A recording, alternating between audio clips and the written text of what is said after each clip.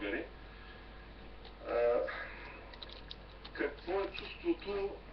Значи за мен чувството е, предполагам, по-различно от някои българи, защото ние в продължение на 3-4 години пресъздаваме боевете на 21-23 август на Шипка и чувството не може да се обясни, то трябва да се изпита.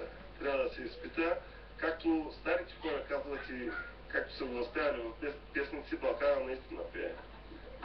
Шипка 3 март винаги ни обединява. Тук се качват хиляди хора, различни по убеждения, но наистина с една цел да се поклонят пред паметта на загиналите. Имаме ли кауза, която да ни обедини? И повече патриоти ли сме или патриотари в последно време?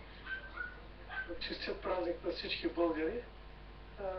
Може би патриотите не са толкова много, а патриотарите са повече, но всеки по свой начин вижда нещата и по свой начин чувства този празник. Вие сте, това е, колеги, пропуснах да ви го представя, Драголюб Драгнев, вие сте с четническа униформа, която... Опълченска, всъщност, да.